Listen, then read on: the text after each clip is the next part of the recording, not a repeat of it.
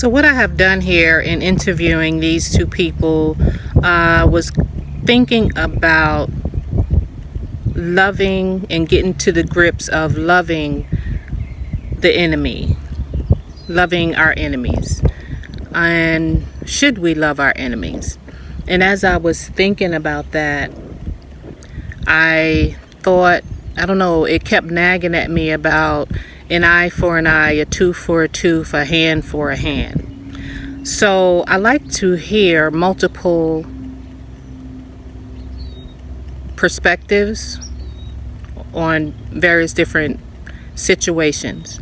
And this is why I asked two different people, allowed me, one by voice recording and one by video recording, their opinion on loving our enemies and their perception of an eye for an eye, a tooth for a tooth, a hand for a hand. Stay tuned. Okay, you ready? Listen. Okay, so I had a question, right? I was thinking of, I'm learning every day, right? And I was thinking about I was trying to think a little deeper on how do you love your enemies, right? Because that has been one of the hardest things for me, to love your enemies.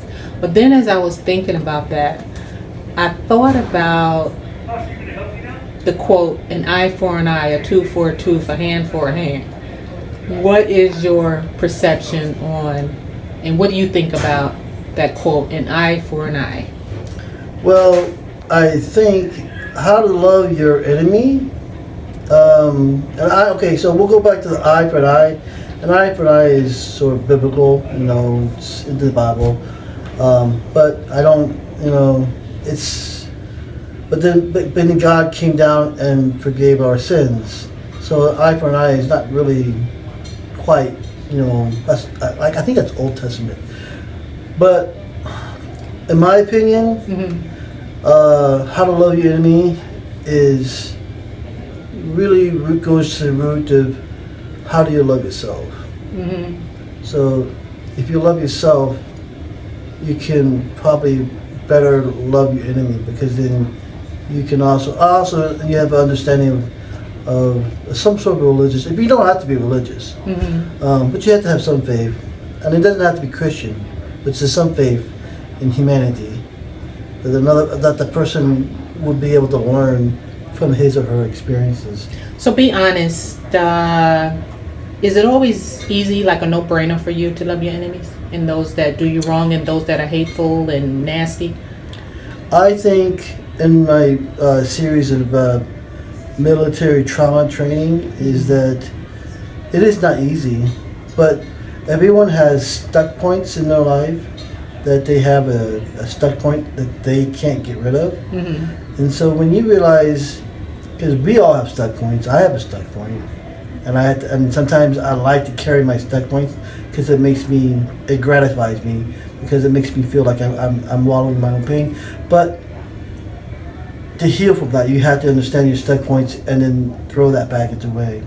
And so I think that when you deal with people, you have to understand what their stuck points are, and understand how they're feeling. It's not like giving them an escape way out of it, but you have to understand their stuck points.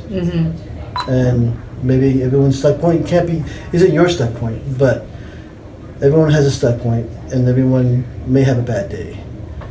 And yeah, that's what I think. Thank you so much. Start it. All right, so misery loves company, right?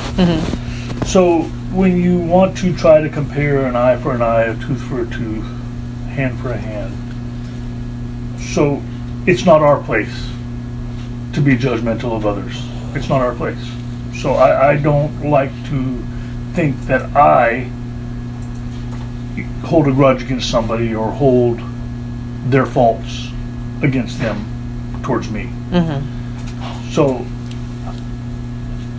to be able to love the enemy, I don't think that's an easy thing for a human being to do.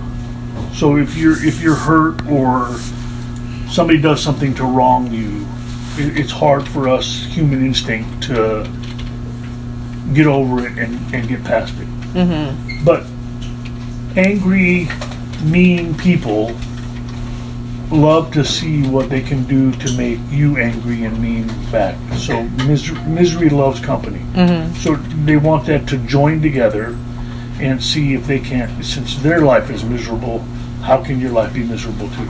Mm-hmm. And you have to be able to put yourself above that and not let them bring you down to their level. Mm-hmm. So you have to be able to step up. One of my biggest things that I've always worked on when you work, so like working here at the VA, perfect example of it. There's 100 and some nurses here working in this department, right? Mm-hmm. You can't come to work and like everybody you work with, Right. right? I mean, it's impossible. Mm-hmm. It's human nature Mm-hmm. to not, you can't get along with everybody. It's just part of who we are. But you can be respectful. You can talk kindly. Mm-hmm. It doesn't mean you have to like them. You have to hang out with them. You're not going to go to the bar and have a drink with them. Mm-hmm. But you have to be respectful and kind. Mm-hmm. And so that's kind of how you, if you love the enemy, it's being respectful and being kind and treating them as if how you would want to be treated.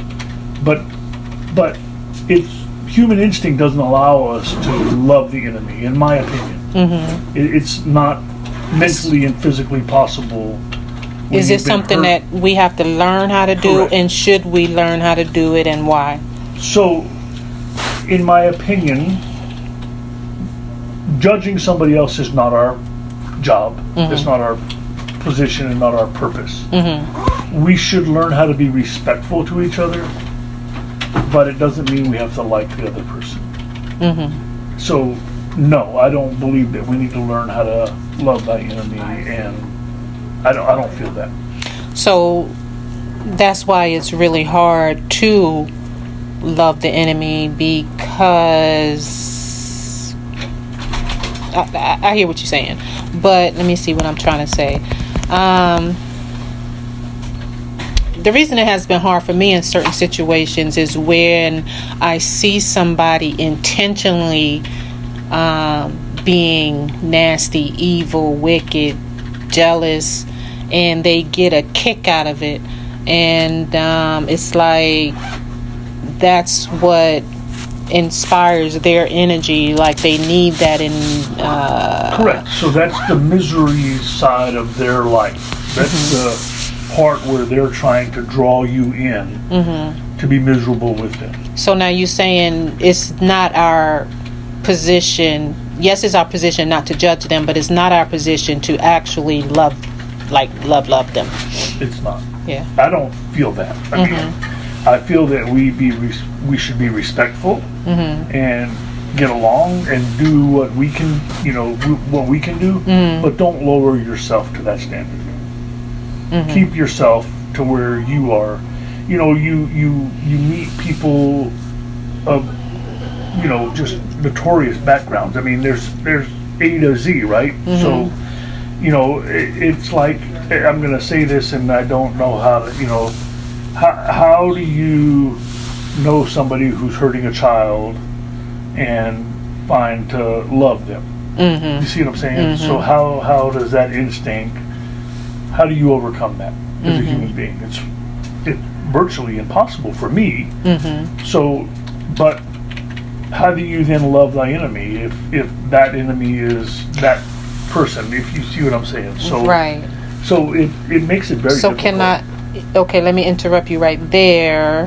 When you mention a child and it's very difficult. So if that person, and you witness them hurting a child like you mentioned, and you were able to get your hands on that person, they were right there with you, and they hurt you deeply because you witnessed them hurting a child, or even if they murdered a child, would you put it in your hands to do an eye for an eye and murder them? I would not. Why not? It's not my place. it's not my place to be that judgment person. Would I take care of it the appropriate way? I would. Would I notify the police? Would I do it the right way? I would.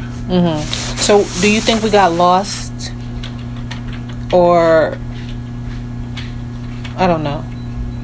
It just bothers me that eye for an eye, a tooth for a tooth. I hear what you're saying, and